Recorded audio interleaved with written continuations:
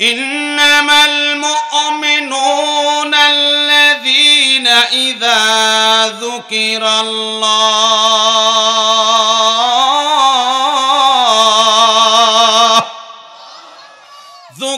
الله وجلت قلوبهم وإذا تليت عليهم آياته زادتهم إيمانا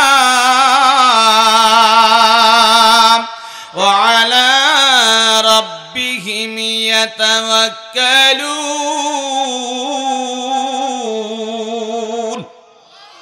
আল্লাহ বলছেন মুমিন যারা আজান যখন হয়, কোরআন যখন তেলাওয়াত করা হয়, মুমিনের দিলটা বিগলিত হয়, দিলটা গলে যায়, দিলটা নরম হয়, আর ঈমানটা তখন আস্তে করে বাইরে যায়। জোরে বলুন সুবহানাল্লাহ। আর ঈমান যখন বাড়ে, বিপদ আপদে মুসিবতে মুমিন ধৈর্য ধারণ করে কেবলমাত্র একমাত্র আল্লাহর উপরে। বুকে হাত দিয়ে বলুন তো, যখন মুয়াজ্জিন আজান দেয় মসজিদে, আল্লাহু আকবার, আল্লাহু আকবার, আজান যখন হয়, নামাজ যারা পড়ে ওরা ঘরে চুপ থাকতে পারে? আজ নামাজ পড়ে না, মসজিদের সাথে বাড়ি, তাও ওর কোনো হুঁশ থাকে না, তাহলে ও নামাজ পড়ে না, ওর কোনো দরদ নেই। এই আল্লাহর বান্দারা, আজান যখন হয়, মুমিন যারা, মুসলমান যারা অন্তরে ধর্মের সৃষ্টি হয়, আল্লাহর ঘর মসজিদে যাওয়া লাগবে। আর মুমিন মুসলমান যারা বিপদে মুসিবতে ধৈর্য ধারণ করবে আল্লাহর উপরে। আল্লাহর বান্দা নাম হলো আব্দুল আজিজ। একটু জোরে বলুন তো বাবা, নাম কি? আরো জোরে নাম কি? আব্দুল আজিজ 5 ওয়াক্ত নামাজ পড়ে। মসজিদে যখন আজান দেয় মুয়াজ্জিন, আল্লাহু আকবার, আল্লাহু আকবার, আব্দুল আজিজ আর চুপ থাকতে পারে না, সঙ্গে সঙ্গে আব্দুল আজিজ দৌড়ায়া আল্লাহর ঘর মসজিদে চইলা যায়। জোহরে আজান দিছে মুয়াজ্জিন, আব্দুল আজিজ মসজিদে যাবে, ঘর থেকে যে মাত্র বের হয়েছে, এমন সময় একজন আল্লাহর বান্দা এসে বলে, আব্দুল আজিজ ভাই তুমি কই যাও? বলে আমি মসজিদে যাই। বলে তোমার কি হুঁশ নাই? তুমি যেই ঘোড়ায় চড়ে ঘুরে বেড়াও, দিনের দাওয়াতি কাজ করো, সংগঠনের কাজ করো, এই ঘোড়াটা সেই জায়গা নেই, ঘোড়াটা ছুইটা গেছে। আমার মনে এতক্ষণ জঙ্গলে চলে গেছে ঘোড়া, তোমার ঘোড়া তখন বাঘে খায় ফেলাইছে। আব্দুল আজিজ বলে, ভাইজান ঘোড়া বাঘে যদি রেজেকে থাকে খাবে, অসুবিধা নাই, কিন্তু আজান হয়ে গেছে, আমি আল্লাহর ঘরে নামাজ আদায় করব, তারপরে ঘোড়ার খবর করব। আমরা হলে কি করতাম? আগে ঘোড়া খুঁজ, নামাজ পড়ে আগে ঘোড়া, ঠিক না? নামাজকে বলো না কাজ আছে, কাজকে বলো আমার নামাজ আছে। নামাজকে বলো না কাজ আছে, কাজকে বলো আমার নামাজ আছে। আমার ভাইরা রে, আব্দুল আজিজ বলে, ভাইজান ঘোড়া পরে খোঁজ করব, আগে নামাজ পড়তে যাব। এমন সময় আরেকজন আল্লাহর বান্দা এসে, আব্দুল আজিজ ভাই তুমি কই যাও? বলে আল্লাহর ঘরে মসজিদে যাই। বলে তোমার কি হুঁশ নাই? তুমি যে ওই যে গম বলেছো যে এই জমিতে, ওই জমির পাশের জমিতে মেশিন দিয়ে পানি সেচ করতেছে, তুমি না তোমার জমিতে পানি সেচ করবে, তুমি মসজিদে যাও, ওই বান্দা জমিতে পানি দেওয়া শেষ হয়ে যাবে, আল্লাহর বান্দা মেশিন নিয়ে চলে যাবে, তোমার মেশিনে পানি, জমিতে পানি দেওয়া হবে না। আব্দুল আজিজ ডাক দিয়ে বলে, দোস্ত রে, পানির জমিতে 7 দিন পরও দেওয়া যাবে, কিন্তু নামাজ 7 মিনিট পরে গেলেও জামাত তরক হইয়া যাবে। পানি পরে দিব, অসুবিধা নাই, জামাত তরক আমি করব না। সামনে যখন বাড়তে চাই, এমন সময় পিছন থেকে স্ত্রী ডাক দিছে, ও স্বামী তুমি কই যাও? কয় নামাজে যাই। বলে তোমার কি হুঁশ নাই? সকালবেলা গম ভাঙ্গাতে গিয়া মেলে গম রাইখা আইসো, ময়দা আনো নাই, কতক্ষণ ময়দা না আনবে এতক্ষণ কিন্তু রুটি খাওয়া নাই। আব্দুল আজিজ মুস্কি হাসি দিয়ে বলে, বউরে রুটি 2 ঘন্টা পরে খাওয়া যাবে, কিন্তু নামাজ 2 ঘন্টা পরে পড়া যাবে না। ঠিক না বলেন? কোনো কথা শুনলেন না। ঘোড়া চলে যায়, যাক, জমিতে পানি না দেওয়া হয় না হোক, রুটি 2 ঘন্টা পরে খাওয়া হলে হবে। মসজিদে গেছে, আল্লাহু আকবার বলে নিয়ত করে নামাজ আদায় করছে। আল্লাহর বান্দা আব্দুল আজিজ নামাজ আদায় করে যখন বাড়িতে আসছে, বাড়িতে আসার পরে ঘরে ঢুকছে, অমনি গিন্নি দস্তরখানা দিয়া রুটি খাবার সামনে প্রদান করেছে। কি জোরে হবে না সুবহানাল্লাহ? যেই মাত্র সামনে রুটি দেখছে, আব্দুল আজিজ বলে, বউ রুটি পাইলি কোনে? বউ বলে, স্বামী গো, পাশের বাড়ির ভাই মিলে গম ভাঙ্গাইতে গিয়েছিলাম, তোমার ময়দাটাও নিয়ে আসছে, আমি রুটি বানায় ফেলছি। এবার আরেকজন আয়েশা বলে, ভাইজান জমিতে পানি দেওয়া হয়ে গেছে, টাকা পরিশোধ করেন। আরেকজন আয়েশা বলে, ভাইজান দেখলাম ঘোড়া আপনার জায়গায় বাঁধা আছে। সুবহানাল্লাহ কোন? আব্দুল আজিজ কা সর্বনাশ, ঘোড়ার জায়গায় ঘোড়া আছে, জমিতে পানি দেওয়া হয়ে গেছে, গম ময়দা চলে আসছে, রুটিও খাচ্ছে। আল্লাহর গোলামি করছে, আল্লাহর হুকুম মানছে। আমার আল্লাহ আব্দুল আজিজের 3টা জরুরত পূরণ করে দিয়েছে। রুটি যখন খাবে, এমন সময় আব্দুল আজিজের বউ বলা, স্বামী আমি তোমার একটা ঘটনা শোনাবো। কি শোনাবে? আমাদের বউগুলা শোনায় না? আমাদের বউ শোনায়। কি শোনায় জানেন? শুনছো কি হচ্ছে? সলিমুল্লাহ ভাইয়ের বউ কি হয়েছে তুমি জানো? কি হচ্ছে রে? সলিমুল্লাহ ভাইয়ের বউ একটা কবিতা করছে। কি? বাতাস কর বাতাস কর, মাথায় পানি ঢাল তোরা, যা করার কইরা গেছে বন্ধু মনসুরা। হ্যাঁ ঠিক না? বউ কত স্বামী শুনছ? সলিমুল্লাহ ভাই বউ কি করছে? কি হচ্ছে? সলিমুল্লাহ ভাইয়ের বউ জিকির করতেছে, বাতাস কর বাতাস কর, মাথায় পানি ঢাল তোরা, যা করার কইরা গেছে বন্ধু মনসুরা। এগুলো আমাদের বইয়ের গল্প। কথা কন না কে? রাগ করেছেন? আমার ভাইয়েরা গভীর মনোযোগ লাগান। আব্দুল আজিজ বলে, স্বামী একটা গল্প শোনাবো। কি গল্প? বল বল বল। এবার স্ত্রী বলে, স্বামী শোনো, আল্লাহ নবীর দরবারে এক কাফের গেছে, যাইয়া বলে, ওগো নবী, আমি একজন কাফের মুসলমান হব, কালিমা পড়ব। এবার রাসূল বলে, কাফের তুমি কালিমা পড়বা, মুসলমান হবা, পড়ো লা ইলাহা ইল্লাল্লাহ মুহাম্মাদুর রাসূলুল্লাহ। এবার যখন আমি তারে কালিমা পড়ায় দিয়েছি, আল্লাহ নবী ডাকতে বলে, মুশরিক কাফের, এখন তুমি মুসলমান। লা ইলাহা ইল্লাল্লাহ এর মধ্যে সব আছে, নাই হুকুমদাতা নাই, আইনদাতা নাই, বিধানদাতা নাই, রেজেক দাতা নাই, হায়াত দাতা নাই, মৌত দাতা নাই। নাই বলতে কিচ্ছু নাই। আছে? হায়াতের মালিককে, মৌতের মালিককে, রেজেকের মালিককে, ক্ষমতার মালিককে? আল্লাহ। ক্ষমতার মালিক জনগণ। কতক্ষণ রাখে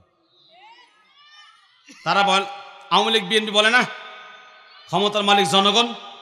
ক্ষমতার মালিক জোরে বলেন। ওদের ক্ষমতার মালিক জনগণই হবে। 5 বছরের জন্য আওয়ামী লীগ সরকার গঠন করেছিল। সবাই জানে 5 বছর ক্ষমতায় থাকবে, কিন্তু আগস্ট মাসের 5 তারিখে দেশ ছাইড়া পালাই গেছে। কতক্ষণ লাগে? তাহলে ক্ষমতার মালিক জনগণ না আল্লাহ? আরো জোরে বলেন। ওয়ামাকারু ওয়ামাকারাল্লাহ আল্লাহু খায়রুল মাকিরিন।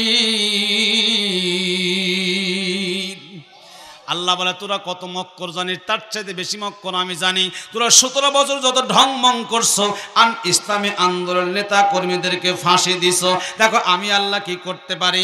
ওদের প্রতীক বাতিল করছো, নিবন্ধন বাতিল করেছো, আর আমি আল্লাহ বাংলাদেশের জমিনে তোমাদেরকেই বাতিল করে দিলাম। আমার ভাইয়েরা গভীর মনোযোগ লাগান। এইবার রাসূল বলতেছেন, শোনো শোনো শোনো, তোমার কোনো আইন দাতা নাই, বিধান দাতা নাই, হুকুম কর্তা নাই। আওয়ামী লীগ বিএনপি নামাজ পড়ে, জিকির করে, রোজা করে, হজ করে, যাকাত দেয়, কিন্তু পার্লামেন্ট কোরআন দিয়ে চালাতে হবে, এর তারাও কিন্তু চায় না। মন খারাপ করার কিছু নাই। আসল কথা বলে দিব, বান্দুর আমার ভালো করে বুঝতে হবে। আল্লাহ নবী বলেছেন, যে ব্যক্তি সঠিক কথা বলে না, সে টাটকা মুনাফেক। টাটকা কি? নামাজ শুধু কোরআন শুধু নামাজ পড়ার জন্য আসে নাই, মরে গেলে খতম পড়বেন এর জন্য আসে নাই, তাবিজ কবজের জন্য আসে নাই। ও নামাজি কোরআন দিয়ে নামাজ পড়ো, সমাজ কেন গড়ো না? ও নামাজি, কোরআন দিয়ে নামাজ পড়ো, সমাজ কেন গড়ো না? কি কোরআন দিয়ে শুধু নামাজ পড়া লাগবে না সমাজও গড়া লাগবে? এবার আল্লাহ রসুল বলেন কাফের, লা ইলাহা ইল্লাল্লাহ নাই মানে কিচ্ছু নাই, আল্লাহ ছাড়া হুকুমদাতা নাই, আইনদাতা নাই, বিধানদাতা নাই। মুসলমান উঠোনে বসনে শয়নে স্বপনে রাজনীতি ইলেকশন ক্যানভাস ভোটাভুটি সব হবে আল্লাহর জন্য। কার জন্যে? জোরে বলেন। সব হবে কার জন্যে? রাজনীতি করবেন আল্লাহর জন্য, ভোট দিবেন আল্লাহর জন্য, নেতার পিছে ঘুরবেন আল্লাহর জন্য। কিন্তু আমরা এমন নেতা মানি সব স্লোগান দেয়, আমার নেতার চরিত্র ফুলের মতো পবিত্র, নামাজ পড়ে না 1 ওয়াক্ত, গাঁজা খায় 5 ওয়াক্ত, লুটপাট করতে বড় শক্ত। খারাপ বস করতেছি, খারাপ বস করছি আমি? আলহামদুলিল্লাহ কোন, আলহামদুলিল্লাহ কোন, আলহামদুলিল্লাহ কোন। আমার ভাইরা গভীর মনোযোগ লাগান। এমন নেতা আপনি মানবেন যেই নেতা দুনিয়ায় আপনার আদর্শ, কবরে যাওয়ার পর আদর্শ মানতে হবে। এমন নেতা মানেন, আজান হয় নেতা নিজেও নামাজ পড়ে না, আপনাকেও নামাজ পড়ার কথা বলে না। বাংলাদেশে এমনও দল আছে নেতা 1 ওয়াক্ত নামাজ ছাড়ে না, আদর্শকারীদেরকে নামাজ ছাড়তে বলে না। আজান যখন হবে সব কথা পরে হবে, আগে আসসালাত, নামাজ, নামাজ, নামাজ। এবার রসুল বলেন তোমার জীবনের সকল ক্ষেত্রে আল্লাহর হুকুম চলবে, গোলামি চলবে। ঠিক আছে। এবার কাফের কালিমা পড়ে চলে আসলেন, বাড়িতে চলে গেলেন।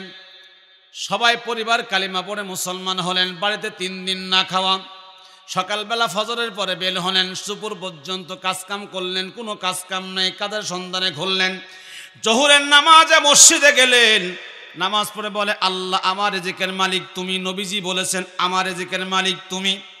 জোহর থেকে আসর পর্যন্ত কাজকাম ঘুরলেন, কোনো কাজকাম নাই। সন্ধ্যার সময় বাড়িতে যায়, স্ত্রী সন্তান দাঁড়িয়ে আছে, খাবার নিয়ে আসবে। যেই মাত্র বাড়ির দরজায় সন্তান ডাক দিয়ে বলে আব্বু আব্বু, খাবার কই, খাবার কই। এবার ওই মুসলমান মুসলিম ডেকে বলে বাজান, যেই মালিকের কাজ করেছি মালিক মাইনা দেয় নাই, হয়তো আগামীকাল মাইনাটা দিয়ে দিবে, আগামীকাল আমি খাবার নিয়ে আসবো। পরের দিন সকালবেলা ঘর থেকে বের হয়ে গেছে, দুপুর পর্যন্ত কাজ কামের জন্য ঘুরছে, কোনো কাজ কাম নাই, কোনো কাজ কাম পায় নাই। জোহর থেকে আসর পর্যন্ত আল্লাহর ঘরে মসজিদের ভিতরে আল্লাহর কাছে কান্নাকাটি করছে, আল্লাহ বউ বাচ্চা অনাহারে, আমি কেমনে বাড়িতে যাব। সন্ধ্যার সময় আবার বাড়িতে গেলেন, বউ বাচ্চা দাঁড়ায় বলে স্বামী আব্বা গো, সন্তানরা বলে আব্বা, স্ত্রী বলে স্বামী খাবার কই। বলে যেই মালিকের কাজ করছি মালিক আজকেও মাইনা দেয় নাই, হয়তো আগামীকাল মাইনা দিবে। তৃতীয় দিন আল্লাহর বান্দা ঘর থেকে বের হয়ে গেল সকালবেলা, জোহর পর্যন্ত কাজকাম জন্য ঘুরছে, কোনো কাজকাম পায় নাই। জোহরের নামাজে মসজিদে গেছে, জোহর থেকে আসর পর্যন্ত, আসরের নামাজ পড়ে আল্লাহর দরবারে কান্দে, আল্লাহ আমি আর তুমি, তুমি আর আমি, তুমি আর আমি, আমি আর তুমি, মাঝখানে কেউ নাই। বাড়ির 3 সন্তান অনাহারে, আজকে বাড়িতে কেমনে যায়। এবার আল্লাহর বান্দা আসরের নামাজের পরে বাড়ির দিকে রওনা হয়েছে। যাইতে যাইতে পথের মধ্যে গিয়া দেখে বিরাট এক বালুর স্তূপ। এবার ওই বালুর কাছে এরকম কান্দে একটা রুমাল ছিল, রুমালটা বিছালেন, রুমাল ভর্তি করে আল্লাহর বান্দা বালি উঠায়, আল্লাহকে ডেকে বলে আল্লাহ আজকে এমনি এমনি বাড়ি যাবার পারবো না, সন্তানদের সামনে আমি কি দিব, স্ত্রীর সামনে আমি কি দিব। আল্লাহ গো, রুমাল ভরে বালি নিলাম, বাড়িতে যায় সন্তানকে বলবো, স্ত্রীকে বলবো এ রুমালের মধ্যে ময়দা ভর্তি আছে। কি আছে?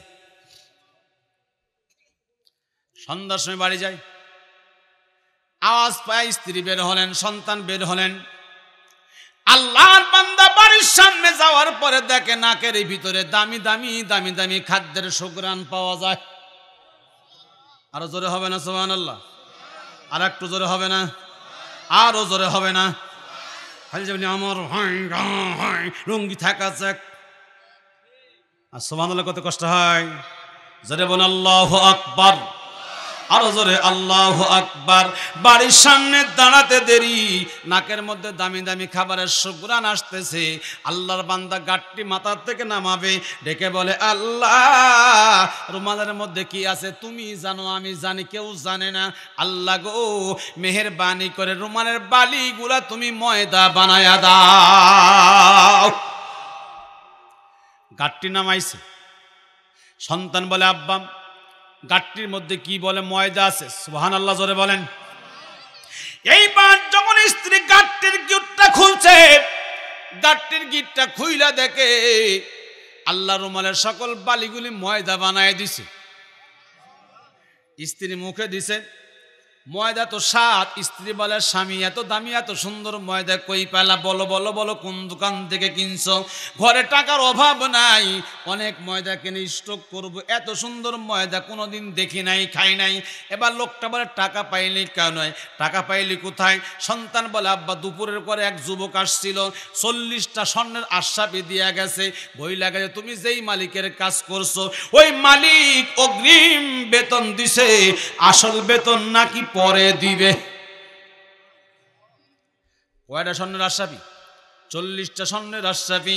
আব্বাজান একটা বাজারে বিক্রি করে দামি দামি খাবার কিনছে, আরও টাকা ঘরে আছে। বলো বলো বলো, ময়দা কোন জায়গায় থেকে নিয়ে আসছো? আমি ওই দোকান থেকে ময়দা কিনবো। আল্লাহর বান্দা ডাক দিয়ে বলে, ও সন্তান, আমার স্ত্রী, এ ময়দা দুনিয়ার কোনো ময়দা না, এটা হলো আল্লাহর জান্নাতের ময়দা। ঘটনা এই, আমি যখন আসতেছিলাম বালুর মধ্যে বালু রুমাল ভর্তি নিলাম, খালি হাতে কেমনে যাব? আল্লাহ আর আমি, আমি আর আল্লাহ, আমি আর আল্লাহ, মাঝখানে কেউ নাই। আল্লাহ আমার কথা শুনছে, বালিগুলা ময়দা বানায় দিছে। আল্লাহ যখন, বান্দা যখন আল্লাহর হয়, তামাম পৃথিবীর মালিক আল্লাহ বান্দারে বানায়া দেয়। আল্লাহ জন্য বলেন, ইন্না আকরামাকুম ইনদাল্লাহি আতকাকুম। বান্দা যখন তাকওয়াবান হবে, বান্দা যখন মুত্তাকিন হবে, বান্দা যখন পরহেজগার হবে, আল্লাহ বান্দার মর্তবা মর্যাদা বৃদ্ধি করে দিবে। দেখেন কেমনে বাড়ায়। নাম হলো আব্দুল্লাহ ইবনে মুবারক, মুহাক্কিক একজন আলেম, আল্লাহওয়ালা মানুষ। আব্দুল্লাহ তার বাবা মুবারক বড় ওলি আল্লাহ মানুষ। একটা আঙ্গুরের বাগানে চাকরি করত। বহুদিন পরে আঙ্গুরের বাগানের মালিক বাগানে গেছে, যাইয়া বলে, মুবারক এক গ্লাস শরবত খাওয়াও। আঙ্গুর চিপা এক গ্লাস শরবত দিলেন, দেখেন আঙ্গুরের শরবতটা টক। এবার মালিক বলে, মুবারক আর এক গ্লাস আঙ্গুরের শরবত খাওয়াও। আর এক গ্লাস যখন দিলেন ওটাও টক, আর এক গ্লাস খাওয়া, ওটাও টক। বাগানের মালিক রাগ করে বলে, মুবারক আমি তোমার বাগানের দায়িত্ব দিয়েছি দীর্ঘ 11 থেকে 12 বছর, আমি এতদিন পরে বাগানে আসলাম, এক গ্লাস আঙ্গুরের শরবত তুমি খাওয়াইতে পারো না, আমার সঙ্গে তুমি ঠাট্টা বিদ্রুপ করিও না। আব্দুল্লাহ ইবনে মুবারক মালিকের সামনে দাঁড়ায়, বিনয়ের সাথে বললেন, মালিক আমি আপনার বাগানের কর্মচারী, আপনি বাগানের মালিক। ও মালিক, যেদিন এই বাগানে আপনি আমাকে দায়িত্ব দিয়েছেন কর্মরত, ওদিনকে নিয়োগপত্রটা খুলে দেখেন, নিয়োগপত্রে লেখা আছে আমি শুধু আঙ্গুরের বাগান পাহারা দিব, কিন্তু আঙ্গুর খাওয়ার অনুমতি আমার নাই। এ আল্লাহর বান্দা, দীর্ঘ 11 বছর 12 বছর বাগানে চাকরি করি, আল্লাহর নামে শপথ করি, বলি মালিক আমি আমার এই 11-12 বছরের ভিতরে একটা দিন একটা আঙ্গুরও মুখে দিয়া দেখি নাই কোন বাগানের আঙ্গুর টক আর কোন বাগানের আঙ্গুর মিষ্টি হয়ে আছে। আর আমরা কি করি? আমের বাগান পাহাড়ে দিলা 14 বছর আম কিনি খাওয়া লাগে না, কথা কন না। পিয়ারের বাগান পাহাড় আমার বাড়ির কাছে বগল ভর্তি করে প্রত্যেক দিন পিয়ারা নিয়ে যায়, ওনার বাপ লাগাইছে, ঠিক না? কথা কন না কে? আপনার কথা না করলাম দোয়া করে দেব, কোয়া সুন্দরের কথা কওয়া লাগবে, কথা বলবেন তো ইনশাল্লাহ। আগেই বলছি খিদা লাগলে তাবারও কাছে, আমি কিন্তু শরীফুল ভাই না, আমার সাথে কথা বলতে হবে। জোরে কোন আল্লাহু আকবার, আরো জোরে আল্লাহু আকবার। বন্ধুরা আমার, ভাইয়ের আমার, এইবার মুবারক ডাক দিয়ে বলে, মালিক একটা আঙ্গুর মুখে দেই নাই। মালিক আশ্চর্য হয়ে গেলে, এত ভালো মানুষও পৃথিবীতে আছে। মালিক বড় পেরেশান, বড় আশ্চর্য, বাড়িতে চলে গেলেন। মালিকের চোখের মধ্যে কোনো ঘুম নাই, বড় পেরেশান। গভীর রজনীতে স্ত্রী ডাক দিয়ে বলে, স্বামী তুমি ঘুমাও না, এত পেরেশান তুমি কেন, তার কারণটা কি? এবার বাগানের মালিক বলে, গিন্নিরে তোমার কি জানা নাই আমার একটা মেয়ে আছে। কি আছে? মেয়ে আছে। মেয়েটা বড় হয়ে গেছে, বিয়ে দেওয়া লাগবে, পাত্র খোঁজ করতেছি। তুমি কি জানো না এই মেয়েটার জন্য একটা পাত্র দরকার? আমরা মেয়ে যখন বড় হয় তা পাত্র তালাশ করে দেখি ইনকামটা কেমন, হালাল হোক আর হারাম হোক, উপরি হোক আর টুপরি হোক, ইনকাম ভালো হলে যোগ্য জামাই। কথা কন রাখে, ইনকাম যার ভালো সে যোগ্য জামাই। ও হারাম খোর, হারাম খায়, ফাইল আটকায়, টাকা না, এই হলো যোগ্য জামাই। এ আল্লাহর বান্দা, ইসলাম কি বলে, নবীর সাহাবীরা কি বলে, গভীর মনোযোগ লাগান। আল্লাহ নবীর একজন মহিলা সাহাবী, নবী সাহাবাদের কাছে ওয়াজ করতেছে, আর সাহাবীরা পাগলের মতো শুনছে। আমার ওয়াজ মনে না রাখলে কিন্তু বুঝতে পারবেন না, পয়েন্টগুলো মনে রাখবেন, যেখানে যাই জায়গা মতো ফিরে এসে নাম্বার দিয়ে দেবো ইনশাআল্লাহ। আল্লাহর বান্দারা, মহিলা সাহাবী নবীর কাছে হাজির হলেন, আল্লাহ নবী ওয়াজ করে, সাহাবীরা পাগলের মতো শোনে। এমন সময় মহিলা সাহাবী আল্লাহ নবীর কাছে হাজির হয়ে বলে, নবীজি আমি আপনার মহিলা সাহাবী, নবী আপনার দরবারে আসছি। বলে কেন আসছো? আমি যৌবনে পদার্পণ করেছি, বিয়ে করব, আমার একটা স্বামী দরকার। আল্লাহ নবী ডাইকা বলে, সাহাবী রে, আমার এতগুলা সাহাবী আর তুমি স্বামী তালাশ করে পাও না, তার কারণটা কি?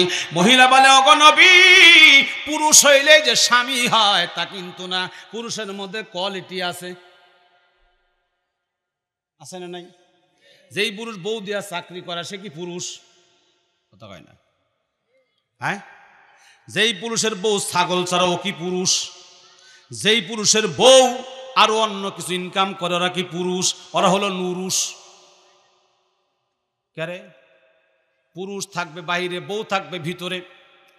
এইবার মহিলা বলে, নবী পুরুষ হইলে বিয়ে করবো তা না, আমি এমন একজন পুরুষকে বিয়ে করতে চাই যারে বিয়ে করার কারণে আমার ইমানের বাতি টিম টিম টিম টিম করে জ্বলতে থাকবে, আমার স্বামী আমার ঘরে রাখবে, আদর করবে, ভালোবাসা দিবে, আমার সাথে মহব্বতের সম্পর্ক রাখবে, আমি তার জন্য রান্না বাড়া করব, নামাজ পড়ব, দোয়া করব, আমি স্বামীর সেবা করব।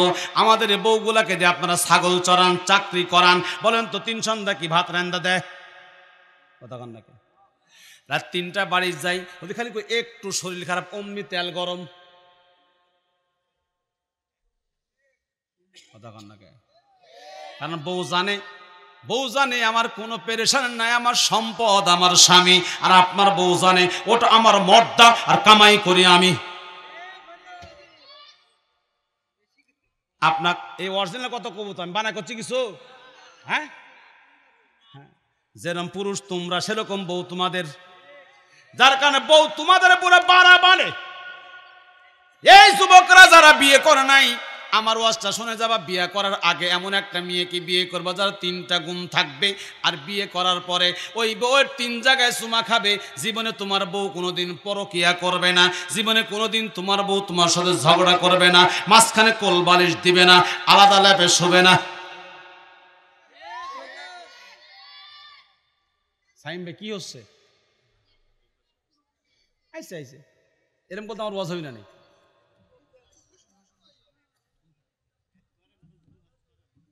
আর ওয়াজ থেকে গুছায় আনতেছি, কাঁচা গুল্লা, কিন্তু শয়তান উকি মারলে হবি। জোরে কোন আল্লাহু আকবার, আরো জোরে কোন আল্লাহু আকবার। বিয়ে করার পরে বাসর করে বউয়ের 3 জায়গায় যেই যুবক চুমা খেতে পারবে, বাসর ঘরের থেকে শুরু করে সারা জীবন 3 জায়গায় চুমা খাবে। নবী আমার পবিত্র জবানে বলেছেন, ওই স্বামী স্ত্রীর দাম্পত্য জীবনে কোনোদিন কলহ বিবাদ লাগবে না, ওই বউ পরকিয়া করবে না, মাঝখানে কোল বালিশ দিয়া শোবে না। এখন যারা বিয়ে আগে করছে মাঝে মধ্যেই ঝগড়া হয়, মাঝে মধ্যে কোল বালিশ দেয়, তারা চিন্তা করে আমরা কি করব। আপনারাও আজকে থেকে কাজা কাফারা আদায় করবেন, তাহলে আপনার বউ ঠিক হয়ে যাবে। কয় জায়গা চুমা খাওয়া লাগবে? 3 জায়গা। এই 3 জায়গা বেতন অন্য জায়গায় চুমা খাইলে বইয়ের মেজাজ খারাপ, রাগ উঠা যায়, আপনার সঙ্গে হিসিং বিসিং কিসিং করে, সংসার করতে চায় না, কতর ভাত খাবো না, চলে যাব। আর আমার এগুলোকে লাগতেলেও যাবার চায় না। এ আল্লাহর বান্দারা গভীর মনোযোগ লাগান। এইবার মহিলা সাহাবী ডাক দিয়ে বলে, নবীজি পুরুষ হইলে বিয়ে করব তা না, আমি এমন একজন পুরুষকে বিয়ে করব যারে বিয়ে করার কারণে আমার ইমানের বাতি টিম টিম টিম টিম করে জ্বলতে থাকবে। রাসূল বলে বলো বলো বলো কেমন পুরুষকে তুমি বিয়ে করবা? আল্লাহর বান্দারা নবীজি বললেন বলো কেমন পুরুষকে তুমি বিয়ে করবা? মহিলা বলে নবী আমি যেই পুরুষে বিয়ে করব ওই পুরুষের কমসে কম 3টা গুণ থাকতে হবে। কয় গুণ? 1 নাম্বার, মহিলা বলে 1 নাম্বার গুণ হলো প্রত্যেক রাত্রে আমার 1 খতম কোরআন শোনাইতে হবে। আমরা যখন ছেলে বিয়ে করাই ঘটক বউ কোরআন শরীফ পড়তে পারে? পারে মানে সেই পারে। নামাজ কালাম পড়ে? পড়ে মানে নামাজ কালাম কাজে কামে তোমাকে দেখা লাগবে না। অলরাউন্ডার নাম্বার 1 পিস আজরাইল। কথা বোঝেননি? যৌতুক কত দিবা? বেশি লাওয়া লাগবে না, 2 লাখ দিলেই হবে। কোরআন পড়া, নামাজ পড়া, রোজা করা, অলরাউন্ডার একটা মেয়ে 2 লাখ টাকা যৌতুক নিয়ে বিয়ে করতেছে। এখন 1 দিন 2 দিন কোনো রকম শ্বশুরে কজুর পানি দেয়, নামাজ কালাম পড়ে, কোরআন নিলে কোনো রকম বসে না। 1 সপ্তাহ পরে 15 দিন পরে আর উজুর পানিও দেয় না। সকাল 8টার আগে ঘুম থেকে উঠে না। ওদের শাশুড়ি কয় কেমা উঠো না কে? কয় 2 লাখ টাকা দিয়ে বিয়া করছি, আমি কি সকাল 7টা উঠে ভাত রান্নার জন্য ভাত রান্ধে টেবিলে দিবি, নইলে তোর বেটার ভাত খাবো না। 2 লাখ টাকা যৌতুক, 4 লাখ টাকা মহারানা দে, বাড়ির চলে যাব। দেখ কি হচ্ছে। এখন ঘটক ডাকলো, কে ঘটক তুমি না কইলে মেয়ে নামাজে কালামে রোজা দেখা লাগবি না? তো এখন তো নামাজও পড়ে না, কোরআন শরীফ পড়ে না। কইছে কে আমি তোমাকে আগেই কইছি দেখা লাগবি না, তোমার চোখে পড়ে কে?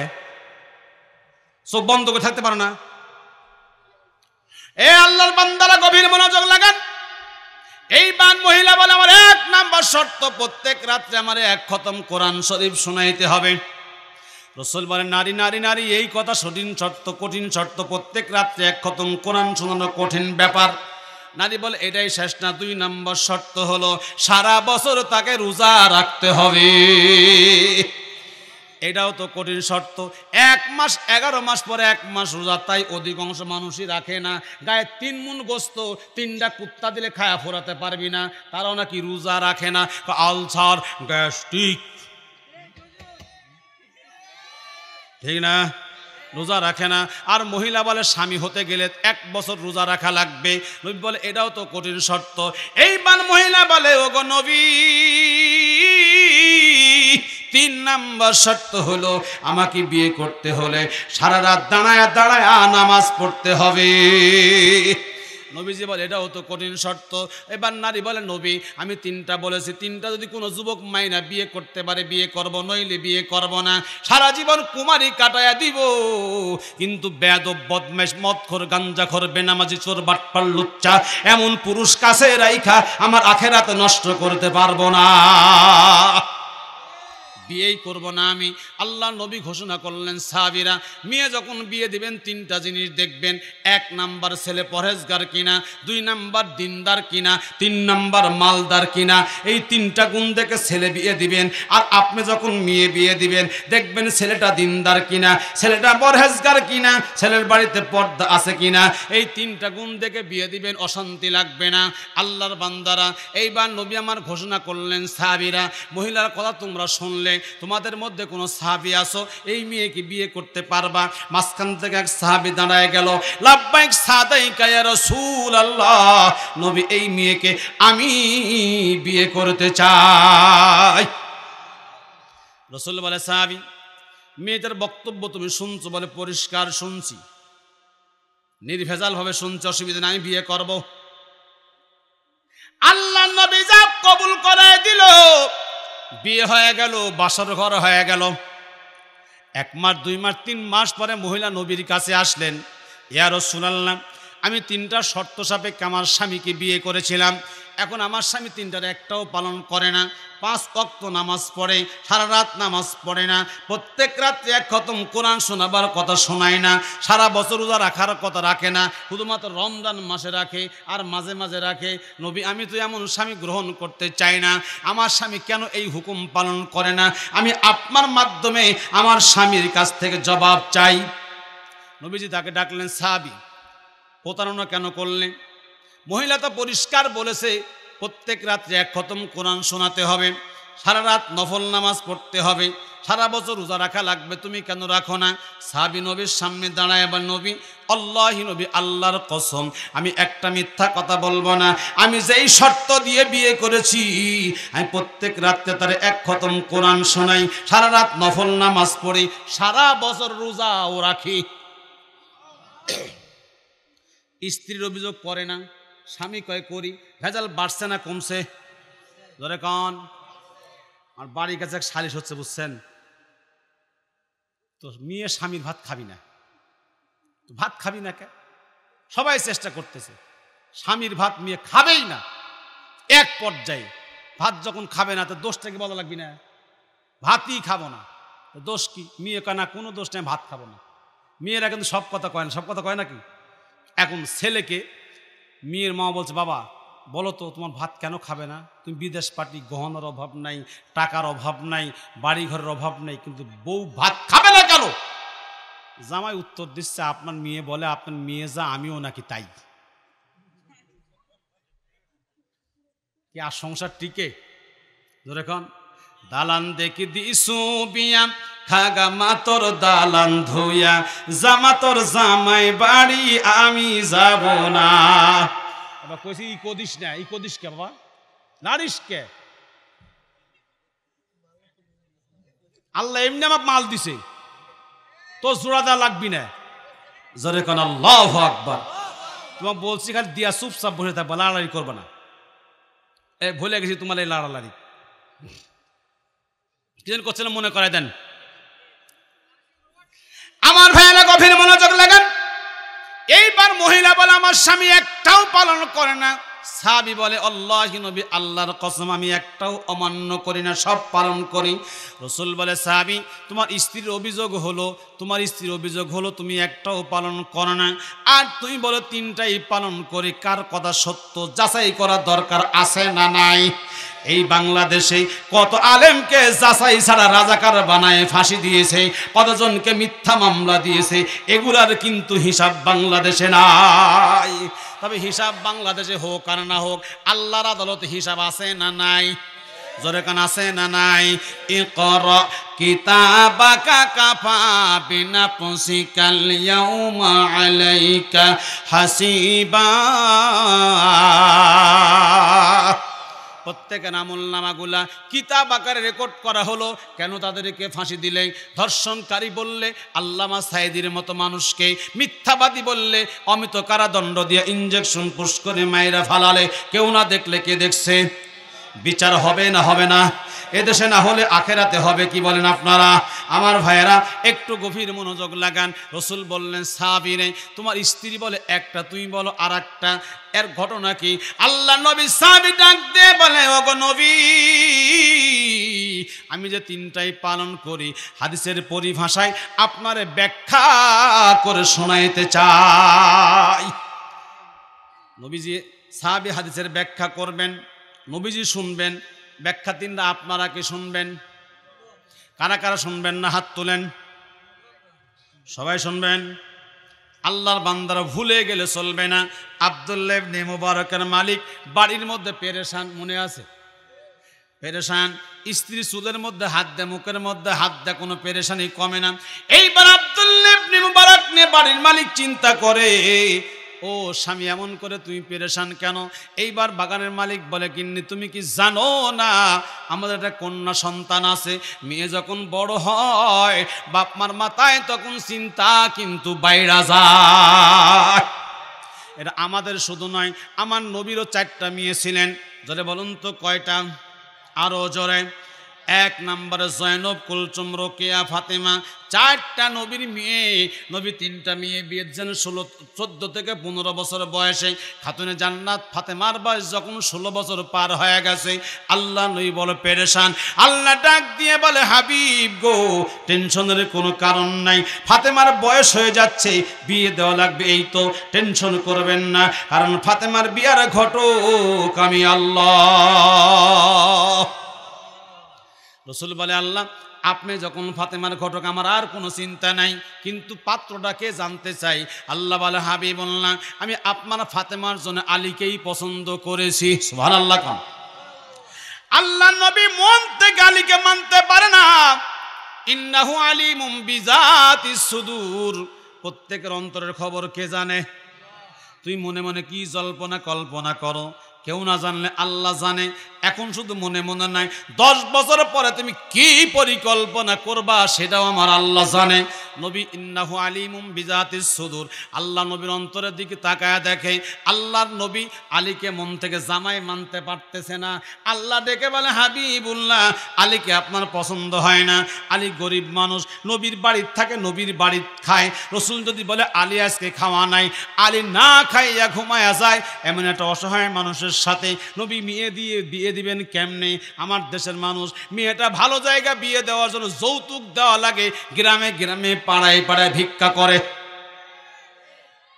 আরে হারামখোররা এমন গরিব মানুষের কাছে যৌতুক নেয়, এর মতো ইতর, এর মতো ছোট লোক, এর মতো কুত্তা, এর মতো খোবিশ, এর মতো সুর আল্লাহর দুনিয়াতে একটাও নাই। কে আরে? রসুল বলছে, যার একটা মেয়ে, একটা জান্নাতের মালিক। কিসের মালিক? রসুল বলছেন, আমরা যে মেয়ের বাড়িতে অলিমা খাই জোর করে, এটাও যৌতুক।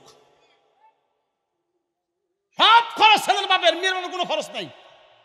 ছেলের বাপ ফরমান দিচ্ছে 1 লাখ টাকা যৌতুক কালকে দেওয়া লাগবে, আমার 60 জন বরযাত্রী যাবে, সব খাওয়ার দেওয়া লাগবে। কত বড় হারামখোর! এরা শুধু হারামখোর না, টাটকা হারামজাদা এগুলা। মরদ বেড়া চাওয়ার খরচ করতে পারিস না, বেড়া তোর মধ্যে শিসকে। হ্যাঁ, আবার টুপি মাথার দেয়, লোক আছে না নাই? টুপি মাথায় যৌতুকের দাবি করে, মুখে বড় বড় দাঁড়ি, ও শিয়ালের দাঁড়ি। আপনার এলাকাও আছে, আমি আপনার এলাকার কথা করছি না ভাই, সারা দেশের কথা আমি করছি। জামালপুর গেছি ওয়াজ করতে, জামালপুর তো ওয়াজ করতেছি গত বছর, আগের বছর। তো ওরা বলে, হুজুর বর্তমান প্রেক্ষাপট খুব খারাপ। জানেন তো আওয়ামী লীগ সরকার পাওয়ার তাতে কি প্রেক্ষাপট খারাপ, মূল্যবেদের যে দুদিন গেছে ভাই। হুজুর দেশের অবস্থা খুব ভালো না, খুব দেখে শুনে কথা কইলেন। কি দেখাশোনা রাখবি? আপনার এখন কি কথা আমি করবো? হুজুর আপনারই একটা প্রেক্ষাপট বাইসালেন, তা আমি আজকে যে প্রেক্ষাপট, এই ফাতেমার আলীর বিয়ের কথা ওয়াজ করবো নিয়ত করছি। আর আলহামদুলিল্লাহ আলহামদুলিল্লাহ আলহামদুলিল্লাহ, খুব খুশি। একটু পরে আসবি কিন্তু মহারানার কথা আর যৌতুকের কথা, আসবি না? যেই বলছে যৌতুকের কথা, ইমাম সাহেব পিছন থেকে আমার কোট ধরে টানতেছে। বললাম, কে আবার টানিস কে? আমি তো সরকার বিরুদ্ধে, দেশ বিরুদ্ধে কিচ্ছু করিনি, আমি তো যৌতুকের কথা করছি। হুজুর আপনাকে যার টাকা দেওয়া লাগবে সব ওই পাশের হাজি সাহেব দিবি, কিন্তু উনি গত সপ্তাহে ছেলে বিয়ে দিচ্ছে 5 লাখ টাকা যৌতুক নিয়ে। তুমি আর কা পাওনি? ওই শালা হাজি তোর সভাপতি বানাইছে হারামজাদা। যেই শালা যৌতুক দিয়ে বেটা বিয়ে দেয়, ও বেটা না পাঁটা জন্ম দিছে, পাঁটা পাঁটা পাঁটা। এই পাঁটার কাছে গেলে পাটি নিয়ে গেলে টাকা দিয়ে নিয়ে আসতে হয়।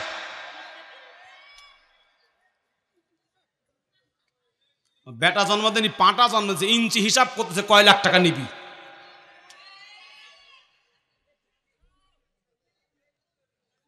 আমার ভাইয়েরা গভীর মনোযোগ লাগান। এইবার আল্লাহ নবী বলে, আলীকে নবী জামাই মানতে পারে না। আল্লাহ ডাক দিয়ে বলে, নবীজি, যদি আমি আল্লাহর ঘটকালি পছন্দ না হয়, আপনাকে পারমিশন দিলাম, আপনি ফাতেমাকে যেটা ইচ্ছা বিবাহ দিতে পারবেন, অসুবিধা নাই। নবী ডেকে বলে, আল্লাহ, আপনার মতো মহান ঘটককে আমি নবী ফিরাইতে পারবো না। আপনি যখন আলীকে পছন্দ করেছেন, আমি নবীও পছন্দ করে নিলাম। রসুল বলে, আলী, লাব্বাইক ইয়া রাসূলুল্লাহ, লাব্বাইক ইয়া হাবিবাল্লাহ। আলী রে, তোর কপাল, আলী হাজির হয়ে গেছে। রসুল বলে, আলী তোর কপাল লাগছে, ফাতেমার সাথে বিয়ে। আল্লাহ ঘটক, সুবহানাল্লাহ বলেন। ঘটককে? আল্লাহ ঘটক। আলী রে, ফাতেমার সাথে বিয়ে, আল্লাহ ঘটক। হযরত আলী খুশিত মুচকি মুচকি হাসতেছে, যাইতে ব্যাপার নাকি নবীর জামাই হবে। এটা কি কোনো চাইতে ব্যাপার নাকি? এবার আলী যখন হাসে, রসুল বলে আলী হাসতেছো হাসতেছো, কিন্তু বিয়ে করবা, বিয়ে করতে হলে মহারানা দেওয়া লাগবে, এইটা কি তোমার মনে নাই? আলী বলে নবীজি আমি মহারানা দিব, আমার কি আছে আল্লাহ নবী তো ভালো জানে, আমার আছে একটা ঘোড়া, একটা তরবারি, একটা ঢাল, একটা হেলমেট, এই চারটা জিনিস ছাড়া আমার জীবনে কিচ্ছু বাকি নাই। রসুল বলে আলী যুদ্ধ এখনো চলছে, যুদ্ধ বন্ধ হয় নাই, ঘোড়া তরবারির ঢালটা থাক, হেলমেট বিক্রি করো, পয়সা নিয়ে আসো, এটাই হবে তোমার আর ফাতেমার বিয়ের মহারানা। আলী গরিব মানুষ, রসুল বলতে পারতো আলী তোমার আর ফাতেমার বিয়ে 300 টাকা মহারানা, কাজ কাম করে পরে শোধ দিও। তা কি বলেছেন? বলেছেন কি বলেছেন? হেলমেট বিক্রি করো, বাজারে যাও, যে টাকা বিক্রি হবে ওটাই হবে মেয়ের মহারানা। 2 লাখ টাকা যৌতুক, 4 লাখ টাকা মহারানা, একটা মাত্র 700 টাকার নাকফুল নগদ, সব বাকি। মহারানার টাকা বাবদ 7 ফুল দিবে, হারাম খোর 2 লাখ টাকা যৌতুক নিবে। 2 লাখ টাকা যৌতুক নিয়ে গরু কিনা, বাড়িতে অনুষ্ঠান করে আর একটা ব্যবসা খুলবে, 4 লাখ টাকা ইনকাম করবে। কথা কন না কে?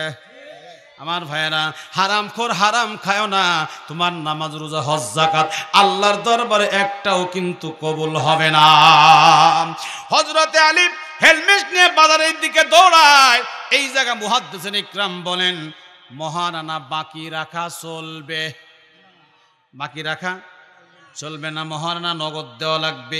মহারানা বাকি রাখলেন, বাসর ঘরে গেলেন। বাসর ঘরে যাবার পরে দুলাভাই কয়ে দেয় বউয়ের কাছ থেকে মাপ চায় নিস, ঠিক না? বউকে ভাবিতে কয় মাফ করে দিস। বাসর ঘরে মাফ হয়ে গেছে, স্বামীও মাফ, বউ মাফ করে দিছে। 1 মাস, 1 বছর, 2 বছর, 20 বছর পরেও তো স্বামী স্ত্রী বনাবনি হয় না, সংসার ছাড়াছাড়ি হয়, হয় না? বউ কয় ভাত দিবি না মহারানা দে। আপনি কোন যদি কোন স্বামীর সোনারে লক্ষ্মীরে 20 বছর 1 গলা ধরে থাকছি, কত চুম্মা খাইছি, সব মাফ করে দিয়েছি, যাবে, মামলা হবে, মামলা। কথা কন না কে? হ্যাঁ, মামলা হবি, মহারানা 1 টাকাও বাকি নাই, আরো খরপোশের টাকা দেওয়া লাগবে। আরে 20 বছর কি করছেন হিসাব করেন। আমার ভাইয়েরা গভীর মনোযোগ লাগান। হযরত আলী হেলমেট নিয়ে বাজারের দিকে দৌড়ায়। প্রতিমধ্যে উসমান গনির সঙ্গে সাক্ষাৎ হয়। উসমান গনি তাকায় দেখে আলী দৌড়াচ্ছে। উসমান গনি পিছন থেকে ডাকে আলী, লাব্বাইক উসমান ভাই। আলী তুমি এত জোরে কেন দৌড়াও জানতে চাই। আলী বলে উসমান ভাই দোয়া করবেন, আমার আর ফাতেমার বিয়ে ঠিক হয়ে গেছে, আল্লাহ ঘটক। হেলমেট নিয়ে বাজারে যাব, বিক্রি করব, টাকা যত তাড়াতাড়ি নবীর কাছে পৌঁছায়া দিব, আমার আর ফাতেমার বিয়ে হয়ে যাবে। ওসমান বলে আলী রে, ওদের আমি হেলমেটটা খরিদ করি, হেলমেটটা বিক্রি করবে কিনা?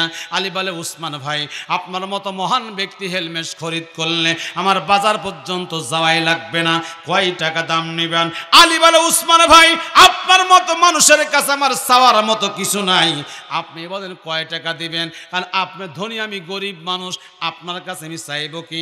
উসমান গনি বলে আলী হেলমেটটা আমি কিনবো, আমার কাছে বর্তমানে আজ 70 দিলাম। এবার টাকা আলীর হাতে, হেলমেট উসমানের হাতে। আলী টাকা গুইনা গুইনা দেখে উসমানের কাছ থেকে আলীর হাতে যে টাকা ট্রান্সফার হয়ে গেল 380 দিরহাম টাকা। চিৎকার মেরে বলুন সুবহানাল্লাহ। কেউ বলেছে 480 দিরহাম। এবার হযরতে আলী টাকা যখন নিয়ে দৌড়াতে চায়, উসমান বলে আলী রে, এ আলী টাকা বলে আমার, হেলমেট বলে আপনার। উসমান গনি বলে আলী মনে কিছু নিও না, আমি তোরে টাকা দিলাম, আমি হেলমেটটাও তোরে ফিরাইয়া দিলাম। আলী বলে উসমান ভাই এত বড় বিপদের দিন এত বড় উপকার কেন করলেন জানতে চাই। উসমান বলে কোনো আশা নাই, শুধুমাত্র জান্নাতের আশায়। আরো জোরে হবে না? কিসের আশায়? জান্নাতের আশায়। হযরত আলী বললেন আলী বলে উসমান ভাই হেলমেট টাকা আমার দিলে আল্লাহ আপনাকে জান্নাত দিবে। কে বলেছে? কে বলেছে? কে বলেছে? উসমান বলে, আলী রে, কিয়ামতের মাঠ যখন কায়েম হবে, আল্লাহ যখন বিচারক হয়ে বসবে, সবাই আল্লাহর সামনে আসামি হবে। হাসিনা হবে, খালেদা হবে, শেখ মুজিব হবে, জিয়াউর রহমান হবে, কে জাতির পিতা, কে শহীদ, এগুলো সব যাচাই করা হবে।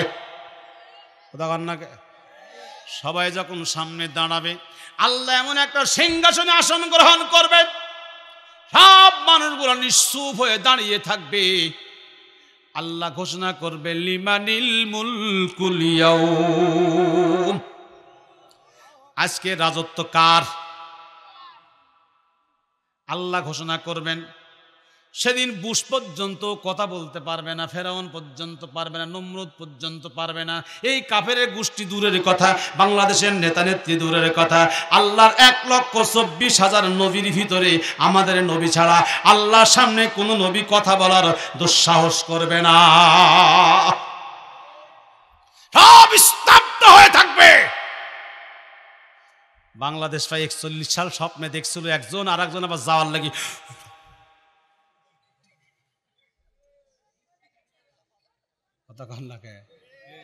একজন 17 বছর গায়ে গেছে, আর একজন খাওয়ার লাগে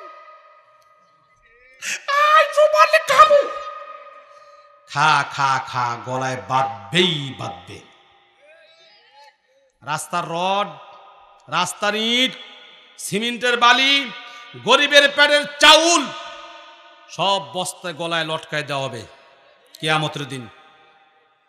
দুনিয়ায় গোপনে মায়েরা খাচ্ছেন, অফিসারকে, পিআইকে মাস্টার রুল রেডি করে ঘুষ দিয়া সরকারি আইন থেকে বাঁচছেন, আমার আল্লাহর আদালত থেকে একটাও বাঁচতে পারবে না। সেদিন তোমাদের কাস্টডি হবেই হবে, হবেই হবে। আল্লাহ বলবে, লিমানিল মুলকুল ইয়াউম, বলো আজকে রাজত্ব কার? কেউ কথা বলবে না। আল্লাহ বলবেন, ওয়াহিদিল কাহার, আজকের অধিপত্য, রাজত্ব একমাত্র আমি আল্লাহর। কার? রাগ করেছেন? আমার ভাইয়েরা গভীর মনোযোগ লাগান। এইবার হযরত উসমান বনে, আলী রে, মনে কিছু নিও না। কিয়ামতের মাঠ যখন কায়েম হবে, আল্লাহ বিচারক হয়ে বসবে, আল্লাহর সামনে কি নিয়ে দাঁড়াবো? সেদিন বলবো, আল্লাহ তোমার বন্ধুর জামাই হযরত আলীর একটা উপকার করছিলাম, আল্লাহ এই জন্যই তুমি আমারে মাফ কইরা দাও। আপনি কোন উসিলায় মাফ চাবেন? কোন উসিলায় আপনার আছে? উসিলা তো খুঁজে পাওয়া যায় না। ইসলামকে ভালোবাসেন, কোরআনকে ভালোবাসেন, এই কোরআনকে পার্লামেন্টে পাঠানোর পক্ষে থাকেন। আপনি তো পক্ষে নাই। কোরআন যেন পার্লামেন্টে না যেতে পারে, আপনার দলের মত পথ বাস্তবায়ন হওয়া, সে আন্দোলন সংগ্রাম আপনি করেন। কোরআন আপনার বিপক্ষে দাঁড়াবে, আপনার বিপক্ষে ভোট দিবে, আপনার জাহান্নাম ছাড়া কিন্তু উপায় থাকবে না। আমার ভাইয়েরা গভীর মনোযোগ লাগান। এইবার বাগানের মালিক ডাক দিয়ে বলে, গিন্নি রে, আমি একটা পেরেশান হয়ে গেছি। কি পেরেশান? বলে, আল্লাহর কোরআন যা বলে, ইন্না আকরামাকুম ইনদাল্লাহি আতকাকুম, তোমরা তাকওয়াবান মানুষ যারা, তারা আল্লাহর কাছে দামি মানুষ। সুবহানাল্লাহ বলেন না? যারা আল্লাহকে ভয় করে তারা আল্লাহর কাছে দামি মানুষ। আমি একজন মানুষ তাকওয়াবান পাইয়া গেছি, আমার এই আদর্শবান মেয়েটাকে ওই তাকওয়াবান পরহেজগার ছেলের সাথে আমার মেয়েটা বিবাহ দিতে চাই। গিন্নি কয়, ভালো কথা। কে সেই তাকওয়াবান ছেলে, পরহেজগার ছেলে? এবার বাগানের মালিক বলে, আমাদের বাগানের কর্মচারী মুবারক। বউ কয়, সি সি সি, মেয়ে আমাদের মন একটা ছোট আছে, কিন্তু ওদের বুদ্ধি তো অর্ধেক, ওদের বুদ্ধি অসমাপ্ত বুদ্ধি, পরিপূর্ণ বুদ্ধি নেই ওদের। সি সি সি সি সি, বাগানের কর্মচারীকে জামাই কেমনে বানাই, জামাই কেমনে বানাই? আল্লাহর বান্দা ডাক দিয়ে বলে, গিন্নি রে, মন খারাপ করিও না, বাগানের কর্মচারী হতে পারে, বিবাহ দিব, সঙ্গে সঙ্গে ঘরের জামাই হইয়া যাবে। আর টেনশন আছে? আল্লাহ কয়, মুবারক তুই তাকওয়াবান হওয়ার কারণে আমি আল্লাহ তোর মর্তবা মর্যাদা বাড়ায় দিলাম, বাগান থেকে উঠায়া আমি আল্লাহ তোর জায়গা ঘরের জামাই বানায় দিলাম। জামাই যদি কর্মচারী হয় আর কোনো অসুবিধা নাই। আমার নবী যখন যুবকে পরিপূর্ণ হলেন, নবীর বয়স যখন 25 বছর, মক্কার মাটিতে আমার নবীকে আশ্রয় দেওয়ার মতো কেউ নাই। আবু তালেব চিন্তা করে আমি নবী চলে যাব, মরে যাব, কখন জানি মরে যাই, আমার ভাতিজাকে কে দেখে রাখবে। আবু তালেব খাদিজার বাড়িতে চলে গেলেন। খাদিজা তখন মক্কার সম্ভ্রান্ত পরিবার, বিশিষ্ট ধনীপতি কোটিপতি মহিলা। নিয়ে যায় বলে, খাদিজা আমার এতিম ভাতিজা, বাবাও নাই মা নাই, দেখার মতো কেউ নাই, আমি আপনার বাড়িতে একটা চাকরি দিতে চাই। এমন কোনো পদ কি আছে আমার ভাতিজাকে চাকরি দিবেন? খাদিজা বলে, আপনারা কুরাইশ বংশের মানুষ, সম্ভ্রান্ত পরিবারের মানুষ, আপনাকে আমি কি চাকরি আপনারা ভাতিজাকে দিব? এই মুহূর্তে আমার বাড়িতে কোনো পোস্ট খালি নাই, তবে একটা পদ খালি আছে, ছাগল চরানো রাখাল আমার দরকার। এইবার আবু তালেব বললে, ভাতিজা তুমি কি ছাগল চড়াবা? আল্লাহর নবী ডেকে বলে, চাচা অসুবিধা নাই, ছাগল চড়াবো। খাদিজার বাড়িতে ছাগল চড়ায়। এমনি করে দিন যায়, রাত যায়, মাস যায়, সপ্তাহ যায়, মাস যায়। একদিন নবীকে খাদিজা ডাকলেন, এ মোহাম্মদ, তুমি বড় ভালো মানুষ, তোমার আদর্শ, আমার একটা পদ খালি হয়েছে, আমি আর তোমাকে ছাগল চড়াইয়া নিব না, আমার ব্যবসা প্রতিষ্ঠানের ম্যানেজারের দায়িত্ব আমি তোমাকে দিতে চাই। পদ বাড়ল না কমলো? বাড়ল। ম্যানেজার দায়িত্ব পালন করে, ব্যবসা বড় হচ্ছে, লাভ হচ্ছে। একদিন খাদিজাতুল কুবরা নবীজির সামনে দাঁড়ালেন। এই আব্দুল্লাহর ছেলে মুহাম্মদ, তোমার চেহারা বড় সুন্দর, তোমার চেহারার প্রতি আমার আকর্ষণ হয়েছে। আমি তোমার মধ্যে এমন কিছু জিনিস দেখেছি যা দেখে তোমারে আমি মনে প্রাণে ভালোবাসা ফেলাছি, আমি তোমারে বিয়ে করতে চাই। জোরে হবে না? আমি তোমারে বিয়ে করব, বিয়ে করতে চাই। এবার রাসূল বলে, খাদিজা আমি বিয়ে করব কি করব না একা একা বলতে পারবো না, আমার গার্জিয়ান আছে। কি আছে? আমার গার্জিয়ান আপনার বাড়িতে চাকরি দিয়ে গেছে। খাদিজা বলে, যাও তোমার গার্জিয়ানকে বলো। নবী আমার বাড়ি গেলেন। চাচা আবু তালেবকে ডেকে বলে, চাচা খাদিজা মানে বিয়ে করতে চায়। আবু তালেব বলে, ভাতিজা তুমি কি বলছো? বলে, আমি কিচ্ছু বলিনি, বলছি গার্জিয়ান আছে। আবু তালেব বললেন, ভাতিজা খাদিজারে বিয়ে করার দরকার নাই, ও সম্ভ্রান্ত পরিবারের মেয়ে, কোটিপতি, তারে বিয়ে করার দরকার নাই। কিছুক্ষণ পরে আবু তালেব বলে, ভাতিজা তুমি খাদিজারে আজকেই তোমার সঙ্গে বিবাহ দিতে চাই।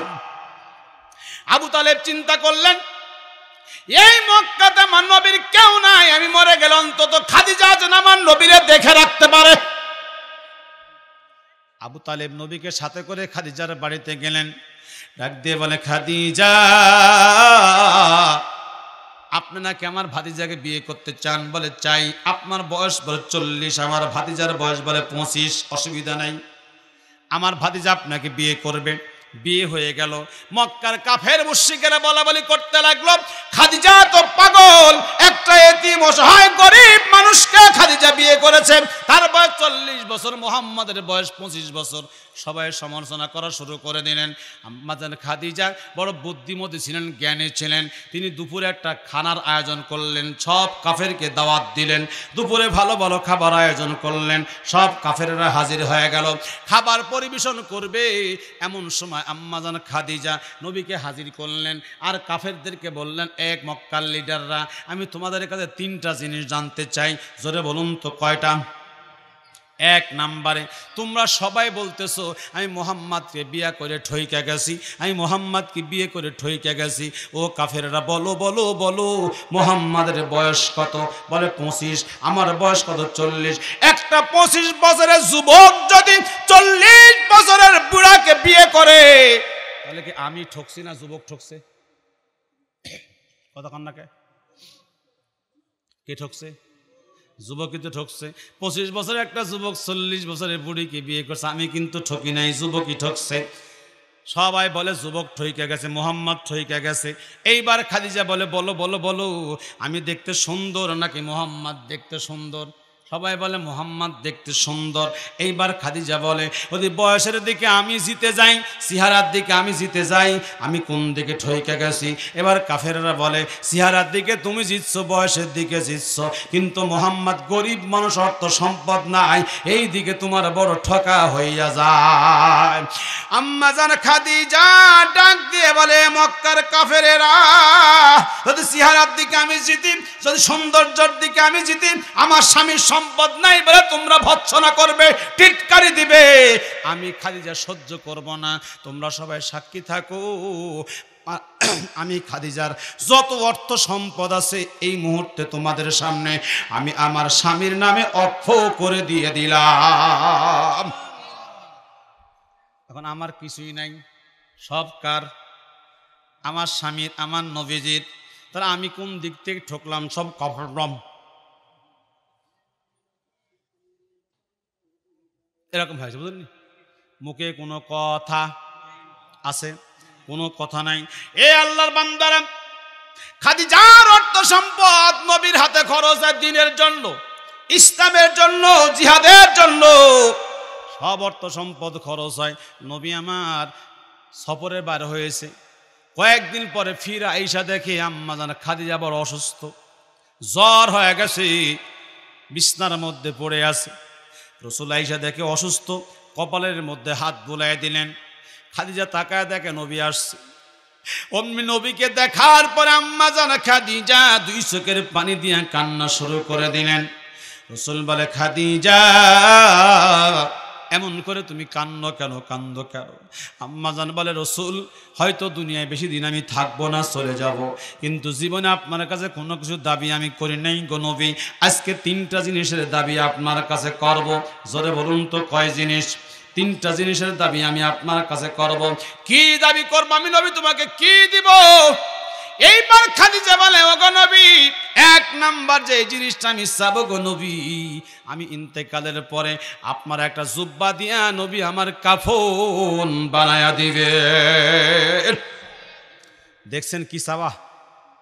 আমাদের বউগুলা কি চায়? টাকা দাও, পয়সা দাও, শাড়ি দাও, চুড়ি দাও, কসমেটিক্স দাও, গহনা দাও। খাদিজা বলে, নবী কিচ্ছু চাই না, আপনার একটা জুব্বা দিয়ে আমার কাফন বানাবেন। 2 নাম্বারে, আমাকে যখন কবরে রাখবেন আপনি নিজের হাতে কবরে নামাবেন। 3 নাম্বার চা হলো, নবী যখন আমাকে কবরে রাখবেন, যতক্ষণ পর্যন্ত মুনকার নাকিরে সল জব না হবে, এতক্ষণ নবী আপনি আমার কবর ছেড়ে যেতে পারবেন না। রাসূল বলে, খাদিজা যদি আপনার পরে আমার মৃত্যু হয়, আমি আপনার 3টা চাওয়াই পূরণ করব ইনশাআল্লাহ। কে কখন মরবে কারো জানা নাই, যদি আপনার পরে আমার মৃত্যু হয় আমি 3টা চাওয়াই পূরণ করব ইনশাআল্লাহ। এরপরে নবী তাকায় দেখে খাদিজার চোখ দিয়ে টস টস করে পানি পড়ে। আল্লাহ নবী ডাক দিয়ে বলে, খাদিজা এরপরও কেন কান্দো তুমি খাদিজা? রাসূল বলে, প্রাণ প্রিয়সী খাদিজা কেন তুমি কান্দো? এবার খাদিজা বলে, ওগো নবী আমি দুনিয়া ছেড়ে চলে যাব, আপনাকে আর কোনোদিন দেখতে পারবো না, এই ব্যথায় যন্ত্রণায় জ্বালায় আমি কান্দি। আল্লাহ নবীর দিকে খাদিজা তাকায় আর বলে, আল্লাহর নবী, নূরের নবীজি, আপনাকে দেখিতে মনে চায়, কোন সাধনে পেল আমি নাই, ও নূরের নবীজি আপনাকে দেখিতে মনে চায়। আল্লাহর নবী, নূরের নবীজি আপনাকে দেখিতে মনে চায়।